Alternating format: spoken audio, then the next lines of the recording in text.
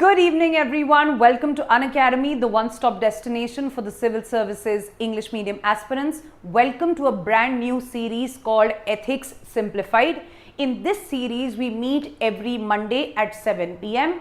We discuss underlying ethical issues associated with current developments and current events. Why is this required? Because the nature of GS paper 4 is drastically changing. It is moving towards applied ethics and checking not your mugged up knowledge of ethical definitions, but your understanding and awareness of extracting ethical issues in the current events. So therefore, we meet every Monday, take up a topic that has been in the news. This will create a ready set of database and a repository for you when you are writing your mains next year. So the topic that we will be diving into today is Mahatma Gandhi's relevance, or his teachings and his relevance in 2025.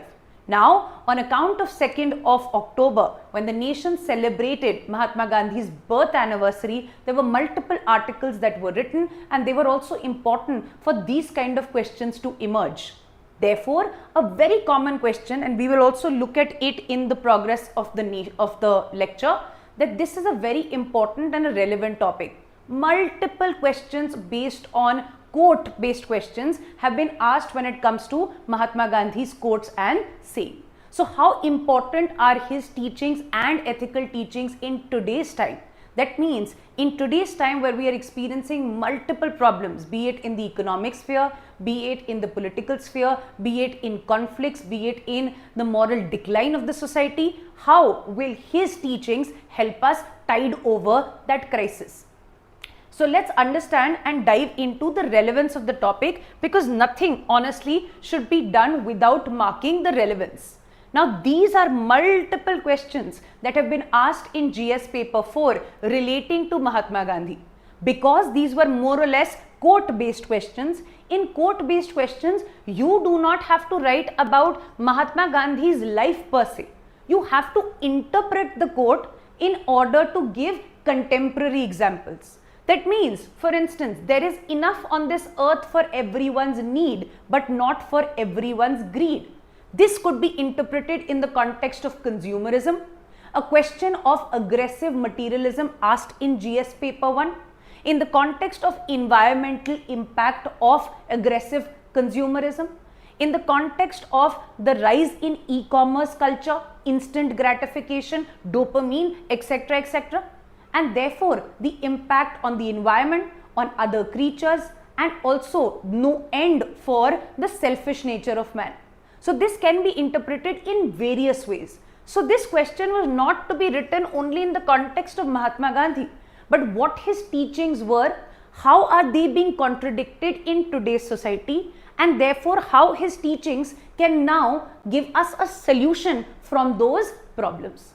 So this is how you do these questions. Similarly, discuss the concept of 7 sins. In the 7 sins, Mahatma Gandhi had discussed about multiple domains, whether it was about the method of wealth creation, whether it was about the domain of politics, in the domains of commerce, how business is to be conducted, etc. So most of the issues that are various domains in today's time are dealt with in the 7 sins.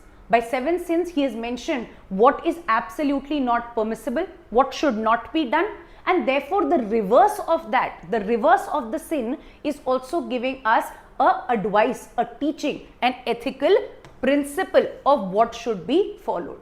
So what are the sins and what are the opposite principles? We will do with very important contemporary examples. So stick with me till the end, where I will also cover the 7 sins mentioned by Mahatma Gandhi. The best way to find yourself is to lose yourself in the service of others.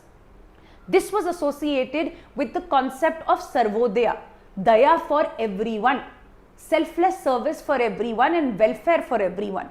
Now this can be strictly, you do not have to strictly interpret this only from a welfare-based point of view. This can mean inclusive growth, this can mean welfare subsidies, this can mean MG Narega, this can mean special laws for vulnerable sections. It can mean anything, that you need to ensure justice for the ones that are being left behind a lot. That is the best way. When you find purpose in your life, the best way to find yourself is to find purpose in your life to serve others, to see that happiness on someone else's face, to live a meaningful life, to have an impact till the time you are existing on this planet. So therefore, a meaningful life can also be interpreted with this question. The simplest acts of kindness are bar far the most powerful than 1,000 heads bowing in prayer. This can be interpreted in the context of the ritual need of religion. Religion and faith can also teach very good ethical values. For example, welfare for all. For example, love for all. For example, non-violence. And therefore, what according to Mahatma Gandhi is important is not mere ceremonies, not mere ritual or ritualization of religion, but what is important is using those values and putting them into action in day to day. So therefore, if you are going into a temple, you are giving that donation to the temples and adding to the charity, but you are completely blind to that child who is hungry sitting at the steps of the temple. That is not religion in its truest form. And therefore he says any act of kindness or compassion is way bigger than these pilgrimages. It is way bigger than this kind of ritual compliance with religion. So this can be used in a society answer also. For instance, the case relating to faith being equated to superstitions nowadays. The essence of faith, the essence of religion, sarva dharma sambhava, that is not understood by most of the people, and that is why there is blind imitation of what is understood with the term religion. So that can be beautifully interpreted with this question as well. So having noted these questions, we have established that the relevance of Mahatma Gandhi's teaching can be asked from a contemporary view. In all these, you had to give the contemporary examples, not examples from Mahatma Gandhi's life. This was not a question of history. This was not asked in the history paper. It was asked in GS paper 4. So let's start with the important values and the ethical suggestions that are made by the Mahatma. But let's also picture and create a possible solution, possible question in our heads, in order to know that whenever we want to add something more to this topic, we at least know in which manner can this question or this topic be asked even in the future. So we don't just do PYQs, we also anticipate questions as well. Truth in the times of fake news. That means one principle of Mahatma that is relating to Satya or truth, and one problem in modern day nations. That means the problem of fake news, fake propaganda, the issues relating to hate speech based on fake news. So truth and transparency can be an antidote to fake news. Non-violence, that means Ahimsa, can be an antidote in the times of hate and conflict, for instance, conflicts, wars, etc. So this is a very important principle in today's time. Simplicity in the time of excess, that means when there is materialism, when there is non-ethical consumption, when there is aggressive consumerism, in that time let's again focus on simplicity, on simple needs, on needs and not want, on need and not greed. That becomes the idea. So these values offer timeless answers. Timeless answers means that these will continue to remain important and guide our path for the future, so that these kind of problems are countered and they do not arise. So these offer timeless answers to modern crisis or modern moral crisis situation. So this can be a possible question, or even if this is not a question, you can always use this as a conclusion. This is what we call as recycling of information as well. Now, let's discuss the first value. We'll do certain values and why are they important. I will tell you the relevance of that value in, for example, different contemporary spheres, because those are the examples that will truly give you marks. Not just writing definitions and definitions on truth. Now, truth of course means going and saying what is as it is. That means not concealing, not using any means of deceit, but telling what the story was or whatever the facts are as it is. They will never ask you the definition of truth. They will ask you why is truth, that is the adherence to Satya, truth force, Satyagraha, such an important part of today's time or should be guiding today's people's day-to-day action, government's day-to-day actions, institutions' day-to-day actions. That will be the question, not the definition of just an ethical teaching, but how that ethical teaching is relevant. So let's focus on that part. After we are done with this, we will move to the 7 sins, and I've included very good contemporary examples in the 7 sins as well. All the examples are contemporary so that you can reshuffle them and write it directly. So for example, when he focused on truth, Satya, that means irrespective of whatever happens, I will not depart from saying the facts as it is. So once when he was caught writing the spelling of kettle in a wrong way, where the examiner gave him an opportunity to change that spelling of kettle, he did not. And that is what it means to adhere to truth, to adhere to Satya at all times.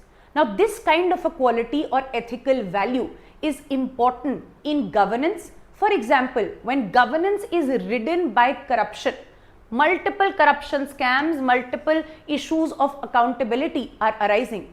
In this context, this value is something that most civil servants must possess. It should be the basic value that they must possess. It is also very important for media ethics. That means in the time of fake news, where someone is just cooking up stories in order to create a volatile situation, to disturb the peace of a region, this misinformation and fake news should be countered by Satya or truth. So therefore, in today's time relating to, for instance, corruption, today's time relating to, for instance, fake news, this becomes very important, the value of Satya. For example, also other aspects, what we need are global fact-checking units. There was a lot of misinformation campaigns even during Operation Sindoor, the conflicts that happened in May between India and Pakistan. And therefore, it is very important to create what are called as fact-check units. For example, India's alt news, and this kind of a value must guide media houses in order to ensure that they are not departing from what is being reported. They are not sensationalizing the issue. They are reporting objectively exactly the merits of the case. So important for governance in order to counter the issues of corruption, the lack of integrity, important for media ethics in the context of fake news, misinformation campaigns, etc. It is also important in the context of corporate ethics. Now you would hear in the context of corporate ethics, so many times the employees are stranded with the decision or the dilemma whether they should report some kind of misdoing in the company or they should continue with their loyalty for the company. And therefore, we also have seen certain courageous whistleblowers who have used the truth or have stood by the idea of truth and therefore exposed the wrongdoing of their own organizations as well. An example is of the whistleblower called Edward Snowden as well, that you can absolutely quote. So it is also relevant for corporate ethics, the same value. Now another important value that we discuss is non-violence. Why is it so important in today's time?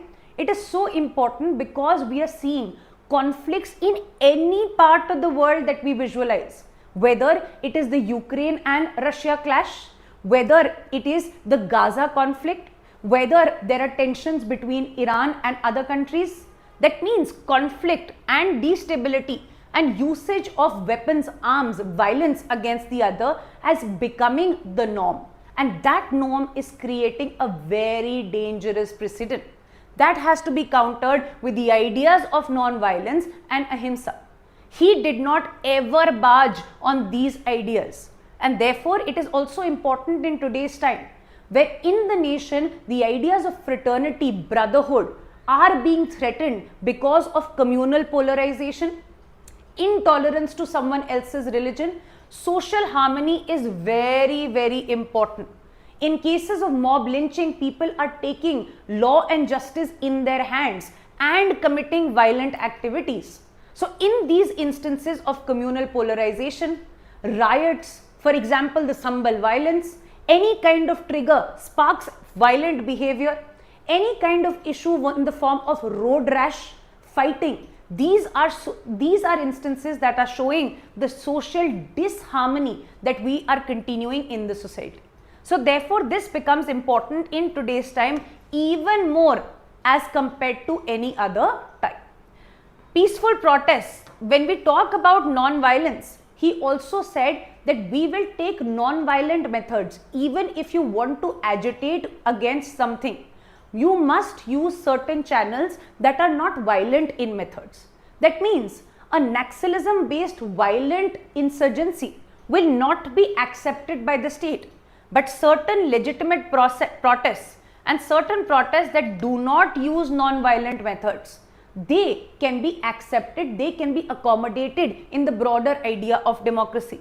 So multiple movements, for example, Fridays for the Future movement is generally after schools, students are sitting and campaigning for the government to take better action for climate change, for climate protection.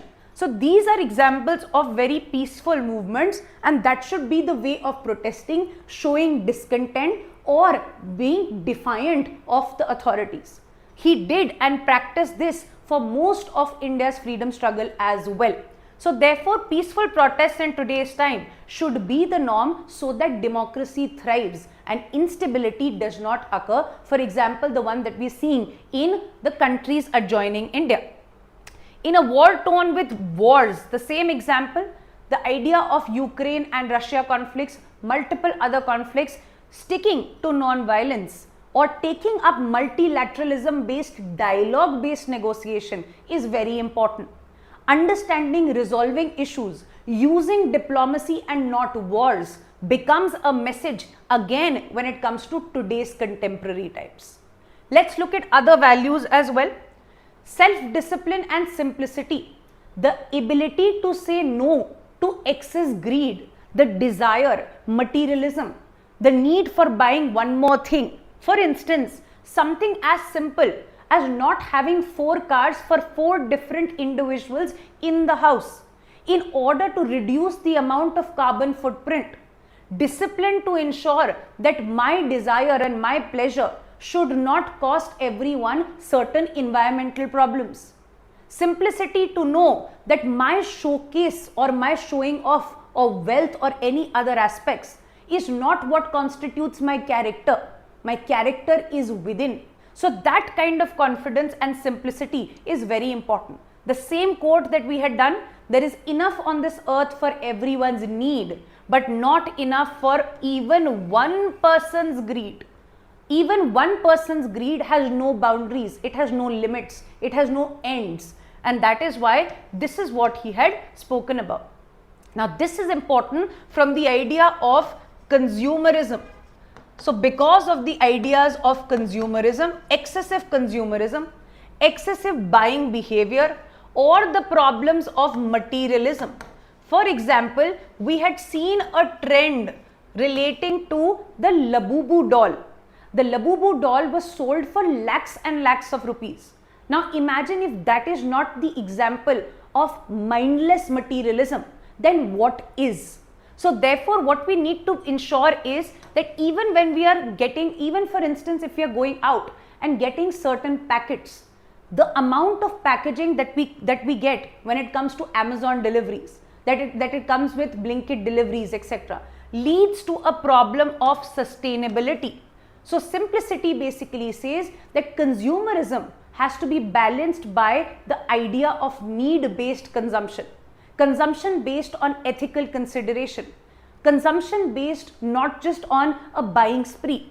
So the modern climate crisis is also an example of the same, consumerism driven by inequality, and therefore the idea of Gandhi's message is to practice restraint when it comes to carbon footprint, when it comes to basic expenses, when it comes to exploiting the environment, when it comes to using or exploiting cooling needs, that becomes an important area.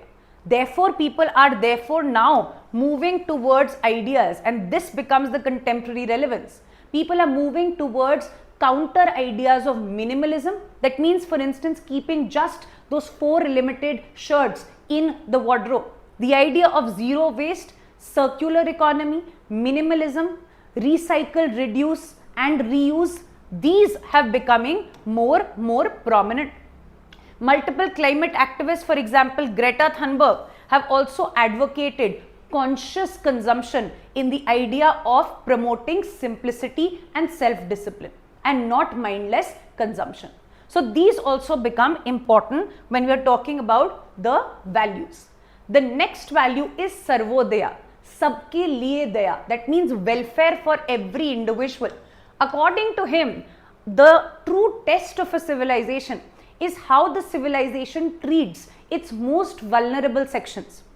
That means do not ignore even the most vulnerable. In fact, they should be focused on the most because their needs are a lot more. And therefore, this can be understood in the context of inclusive growth. What we need is development of not just people, but of all regions in India. One example being the aspirational districts program.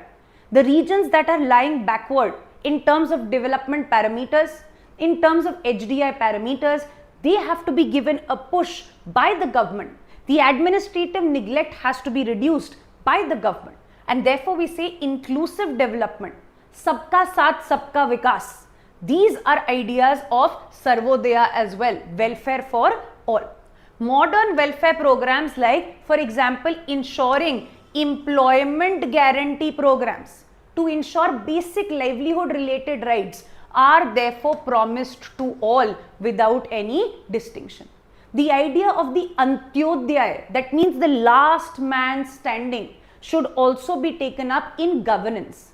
That means governance should not just reach those areas which are easier to reach, metros, tier 1 cities, proper state capitals, but it should also reach remote villages. For example, the PM Janman scheme, trying to reach tribal hamlets and ensuring the development of tribal hamlets as well. Multiple SDG goals, etc. are all voted or they are towards the spirit of welfare for all. In fact, multiple vulnerable schemes as well. We ensure social justice for certain vulnerable sections. Those are not left behind. In fact, we are one of the few countries in the world that have very significant rights even for the transgender sections.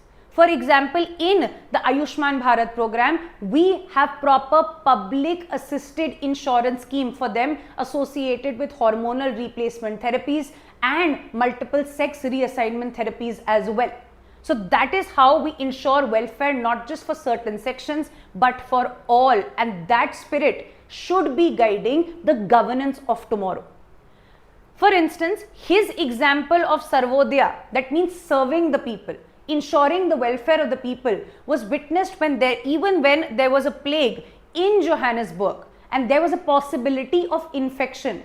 He did not stay indoors. He went outside and did community service in order to ensure that he helps the people. So despite the fear of being sick or getting infected, he did ensure he comes and serves. Another example is commitment to discipline and equality before rules. Now, what does this mean? This basically means once you have set the rules, then there should not be certain forms of favoritism, certain form of tweaking, modifying it in the case of your family members. There should not be bias for anyone. There should not be discrimination for everyone. This is also very important for the ideas of Article 14. That means the same law is applicable to everyone. Equality is applicable to everyone. So therefore, in this case, one of his life incidents was that when one of his own sons did not follow some of the ashram rules, he was basically punished severely by Gandhi. He could have easily let it go, and trust me, we do this whenever it comes to our own loved ones. But it was him who did not distinguish when it comes to the rules that have to be followed in the ashram that he was running. whether it is his son, whether it is his wife, and whether it is any other person living in the ashram. Even Kasturba Gandhi, who was the wife of Gandhi, she was also supposed to do the same thing. For instance, if every ashram member was doing their own jobs of even cleaning the latrines, the toilets themselves, even she was supposed to do that in order to show an example of doing their own job, in order to showcase that doing a certain aspect yourself is dignity of work. It does not go against, it is not a menial form of work. So Gandhiji also had insisted that Kasturba Gandhi, his wife, must also follow the rules strictly. What does this showcase? It showcases a commitment towards discipline, objectivity, impartiality, and therefore treating everyone, even though it is a loved one, in the context of the rules that will be applicable. Now, this kind of an example from his life is very important for a civil servant. A civil servant cannot be lax in terms of judging, or even if one of his, for instance, relatives is under suspicion for committing a crime, he cannot be soft on that relative. Just because you have some form of emotional connection with that person does not create a necessity for you to be blind towards that. You still have to be sticking to your duty and make sure that you are impartial in the conduct of your duty. So a civil servant must uphold impartiality at all times and must apply or take up the duty as a equal manner, in the same manner, irrespective of whoever is standing in front of them. That means not involve certain emotions, not take up nepotism based favor, not be harsh on someone who they do not specifically like. They are the ones upholding law, and therefore this kind of an example is the most important for a public servant. Let's look at other examples. Courage to take up unpopular decisions and go against social customs. Now, this was a beautiful example that we learned from his life. That means even during or after the non-cooperation movement, when the non-cooperation movement was going on, a very violent incident happened in the village of Chauri Chaura. And therefore, because violence was against Gandhian form of protest, he suddenly took off and he basically stopped the non-cooperation movement. Even though the non-cooperation movement was going on very well and there was popular support to continue it, most of his members or INC members had told him to not quit and not stop the non-cooperation movement. But he did not bow down to the lure of popularity. He said, just because of popularity and the momentum that the movement has, I will not bow down to my principle of non-violence. And therefore, even though this was, the suspension of non-cooperation was an unpopular decision, he did not shy away from doing so. And this is one example of an ethical behavior that sometimes leaders or civil servants should take up. For instance, sometimes leaders need to make unpopular decisions. The stopping of revdi culture, of freebies, might look like an unpopular decision in the short term, but in the long term, the person is thinking right for the country at large. So therefore, sometimes the courage to take a decision should also be something that you must possess. The ability to change and challenge caste norms. For example, he permitted the untouchable family, one of the untouchables of that time, which were considered at that time, in his Ahmedabad ashram. And therefore, a lot of people revolted, a lot of people showed discontent associated with it. In fact, he was losing out, or there was a financial crisis to manage the situation also for him. Yet he continued his support and he said there will not be any difference in the way I treat a person. So this is going against any kind of social norms. How do we use this and what is the relevance of this kind of an understanding? The relevance is, if you are an IAS officer or any other officer posted in a district and there is a midday meal problem where certain individuals, the parents and the teachers are saying that midday meal schools related meals will not be taken up because the cook belongs to a Dalit section, a lower caste section, the perceived lower caste section. In that context, you will sit down and eat that meal first and showcase the defiance of these kind of social superstitions. You will showcase and defy these social entrenched norms and therefore lead by example.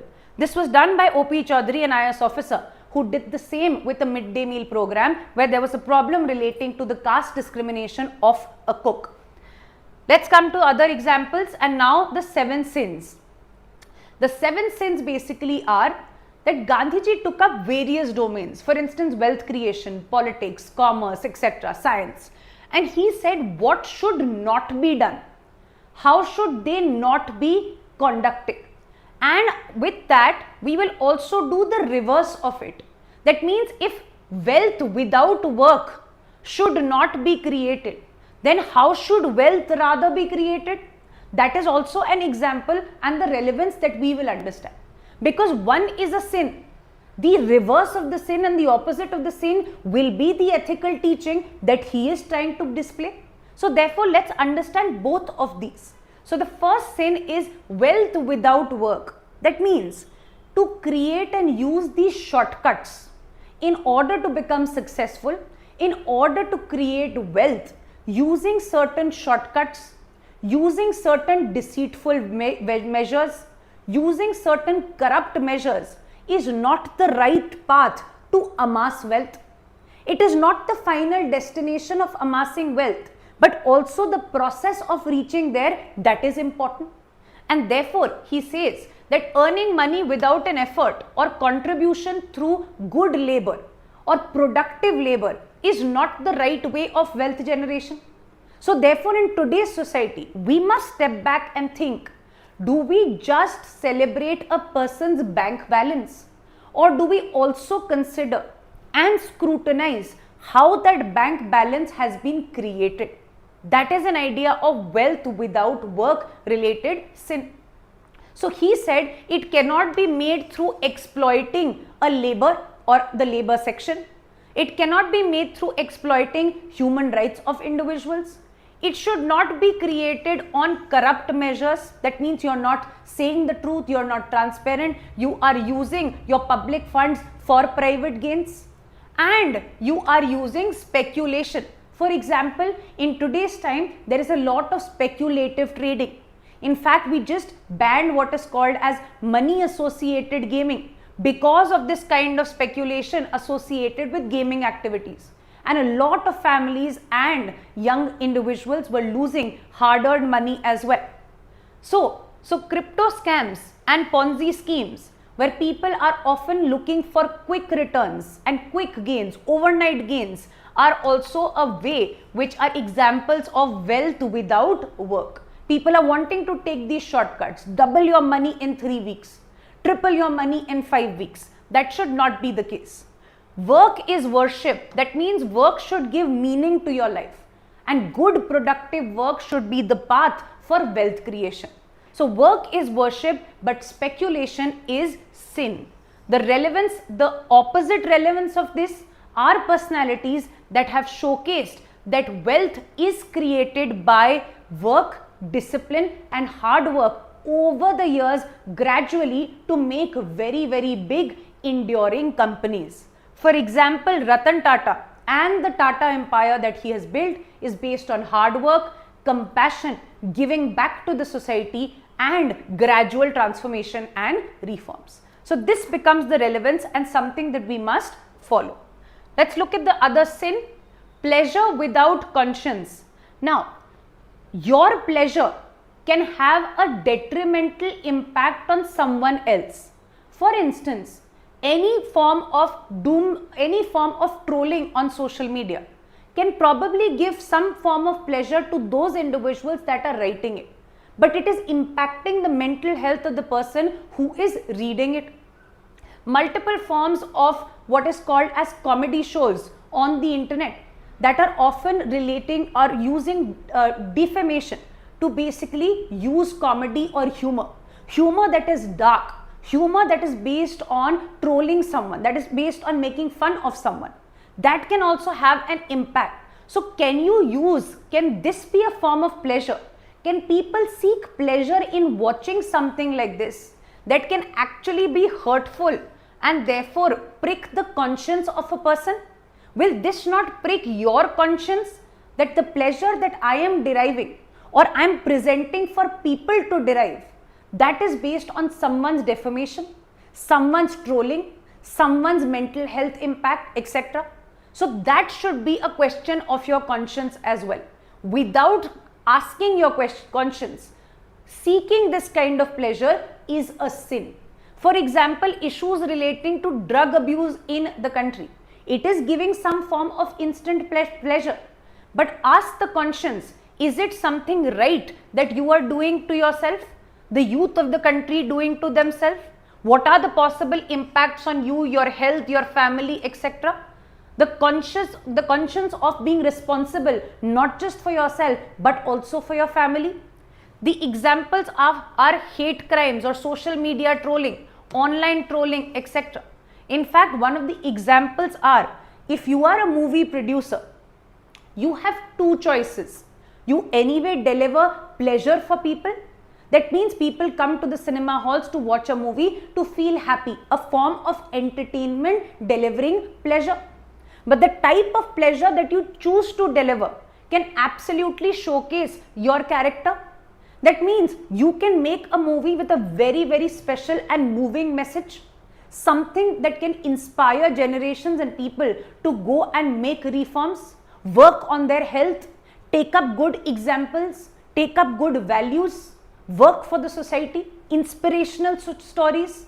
But there can also be movies that are glorifying violence, that are glorifying toxic masculinity, that are glorifying objectification of women. How does the conscience allow for this to continue? This becomes a question in pleasure without conscience. Let's look at the other sin, knowledge without character. Now, it is often said that even if you have less knowledge but good character, it is still a good fit.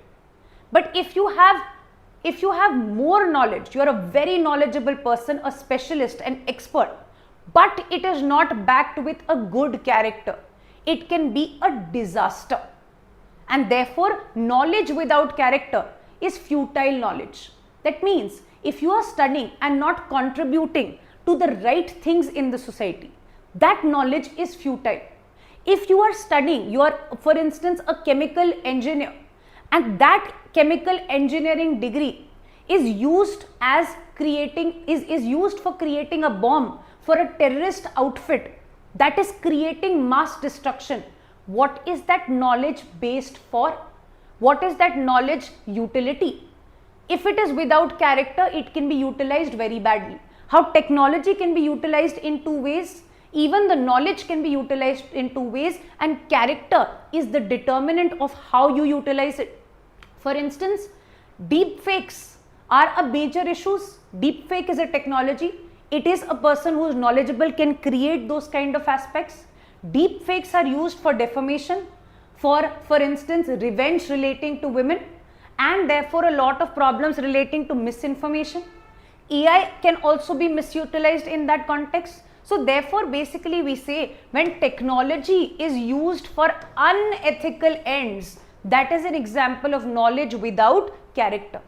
You're a brilliant lawyer, but you know the person that you are defending is corrupt, is a rapist, is a terrorist, or some other grave offense. Yet you are using multiple technicalities of your knowledge. You are using multiple technicalities of law to save that person, even though you know that person has a major impact. If the person is set free, they can create further destruction. Therefore, will you not be a party to it in some way? Have you not contributed to that possibility in some way? That becomes knowledge without character. The relevance of this is Gandhiji's knowledge with character approach we are also using in the educational reforms that we are bringing. We don't just want our children to be educated, but we want the future generations to develop even a good character. That is an important virtue to have.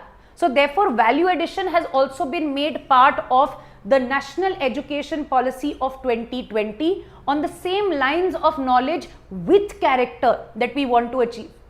For instance, M.S. Swaminathan was associated or credited for bringing, because of his skill related to agriculture, he was credited for bringing the green revolution that ensures food security in the entire country.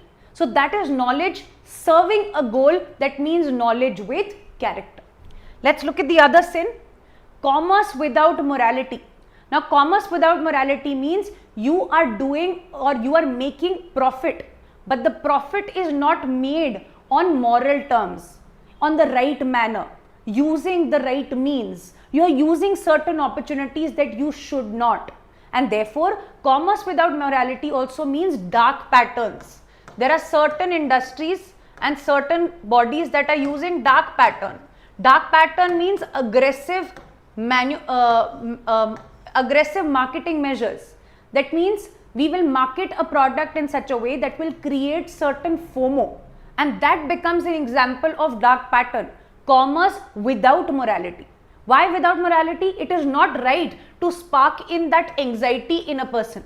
It is not right to use and play and manipulate the anxiety of the person about maybe the end of or the change in the fare of the airlines, the change in the fare of the airline seats. That becomes a dark pattern.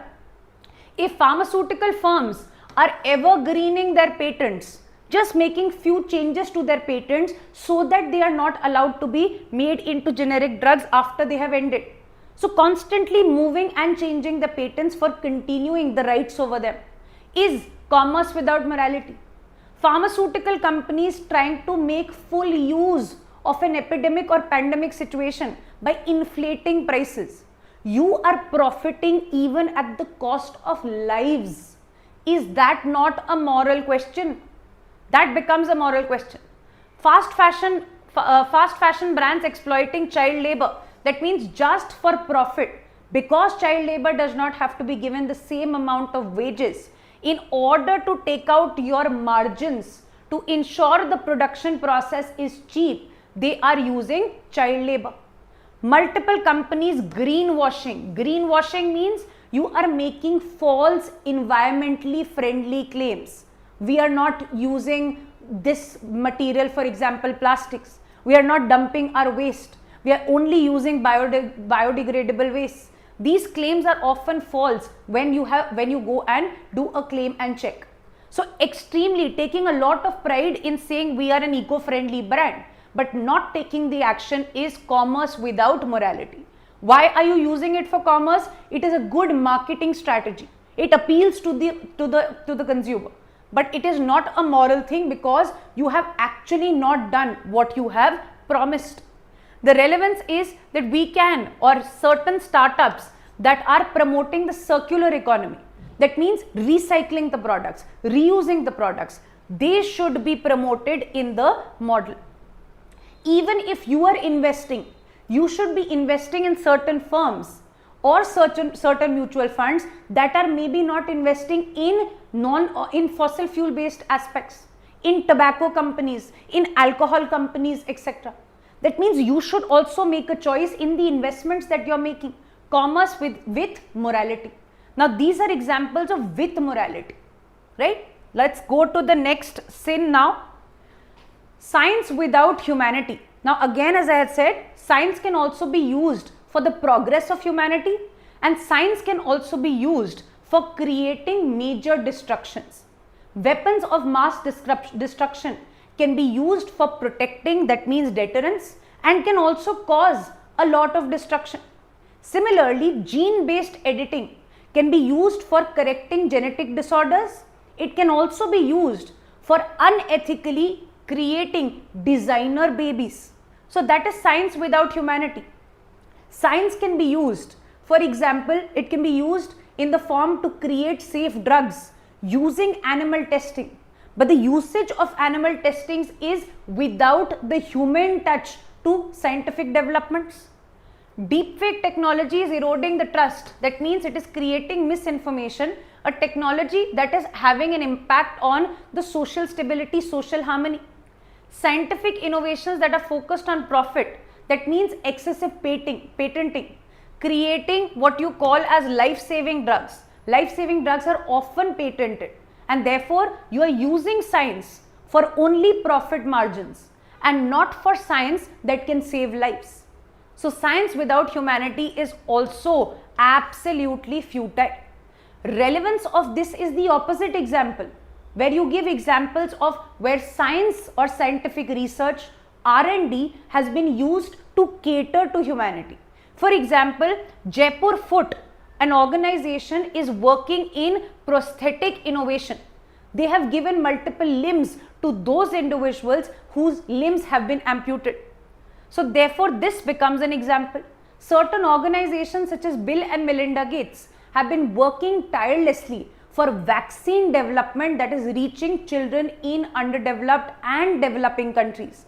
Again, focusing on healthcare to be delivered as a right, and that healthcare being derived from biotechnology and science. So these are the opposite examples that you can talk about. Worship without sacrifice, the same example that we had discussed earlier. That means what is more important is not ritual worship. It is not mere compliance. It is not merely going to that pilgrimage yatra, but it is the simple acts of kindness, of compassion, of serving humanity that is important. That means you do not go inside and make a huge donation, while at the same time you ignore a girl standing and starving outside the temple walls. You rather invest in a girl child's education. You rather feed a person who has not eaten for 3 days. It is God that resides in them and not in just 4 walls of the temple. That is worship without sacrifice. Make that sacrifice. Use that action. You have to make sacrifice. You have to leave your sense of self, and that is the true form of serving humanity, which is also serving God. So Sarvadharma Sambhava is also another important aspect, where he says that all religions are equal. They have a certain amount of truth in them, and that is why religious based harmony, tolerance, respect is very important in today's time. The relevance is compassion in action speaks much louder than any kind of ritual conformity or spirituality, and therefore empty religious formalities. Ritualization of religion is not what we should consider. Kindness transforms the society more than rituals ever will. One of the biggest examples is most of worship and the blessings that he had to seek. He has already done that in the form of the COVID pandemic. Sonu Sood was out there to ensure the migrants are reaching their homes and assisting people in the times of chaos.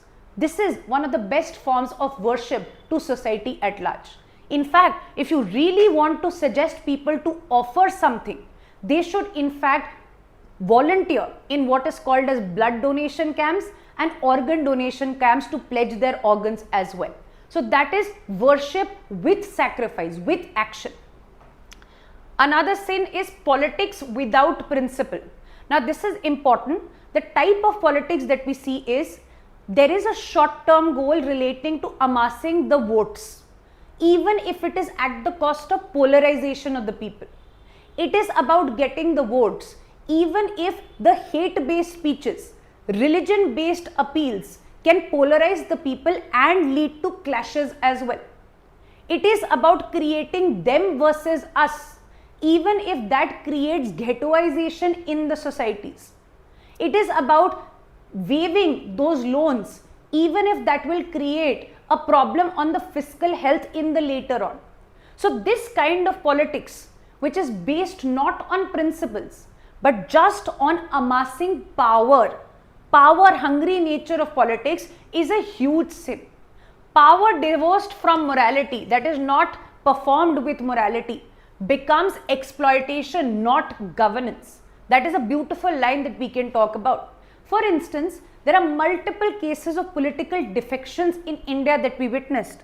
Those defections often happen because of the lure of power in politics, for ministerial berths, for continuing in the party's position, for getting a ticket in the next election, so on and so forth. So therefore, this suggests that some of our politicians are just changing parties for the lure of power and not because they stand with a particular ideology. Non-principled based politics is what we significantly see in political defections. Waiving of mass loans for political appeal while neglecting the long-term costs that it will have on the nation and development of the region. What are the relevance? We give opposite examples. For example, Kerala's success story. Kerala is considered a success story in terms of health, in terms of education. Why? Because they focused on the hard things. Even though those things are long gestation period, they were going to give impact much later. But there was a tendency to focus less on short-term freebies, but more on empowerment generation through self-help groups, focusing on health and focusing on literacy. So these are examples of politics with principles that we can write. Last but not the least, we can conclude in a very beautiful manner talking about the relevance of the Mahatma and his teachings, not just today, but for the years to come. And therefore, we would say Gandhiji's value are not lessons from the history. He is not just a historical figure in India's freedom struggle. Rather, they are not just lessons from history. They are in fact instructions, a form of manual, not just for today, but for the future to come. That is how you can wrap up the topic. Now with this, we've come to an end for today's session. In case you are taking back something informative, please make sure that you like the video, comment down below what you think about it. We absolutely love to hear from you in the live chat as well as the comment section. Please subscribe to our YouTube channel if you haven't yet. Thank you so much for joining in. Take care. Bye bye.